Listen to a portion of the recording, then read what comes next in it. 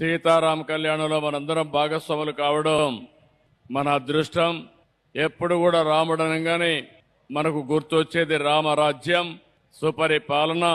అలాంటిది ఈరోజు నెమరేసుకుని ఇంకొక పక్కన వెంకటేశ్వర స్వామి కలియుగ అవతారం, ఆయన కూడా ఈ రాష్ట్రంలో ఉండడం నెలకొనడం మన అదృష్టం.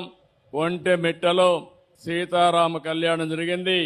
రాష్ట్రానికి ఎప్పుడు కూడా సుభిక్షంగా ఉండాలని రాముడు ఏ విధంగా అయితే రామరాజ్యాన్ని ఏర్పాటు చేశారో మనందరికీ అన్ని విధాల న్యాయం జరగాలని, అలాంటి న్యాయానికి శ్రీరామ్ మనలందరినీ కూడా ఆశీర్వదించాలని మనస్ఫూర్తిగా ఆకాంక్షిస్తున్నారు.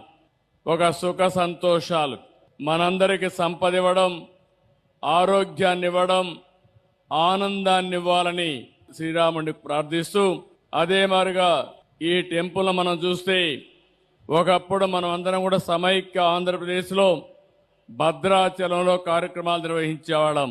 విభజన జరిగిన తర్వాత మొట్టమొదటిసారి ఇక్కడ ప్రారంభించాం.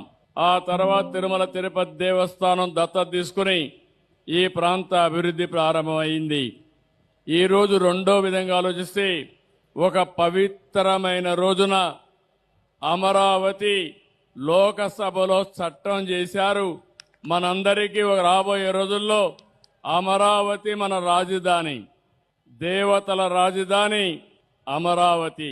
అక్కడ దేవేంద్రుడు పరిపాలిస్తే ఇక్కడ మన రాజధాని, ప్రజా రాజధాని.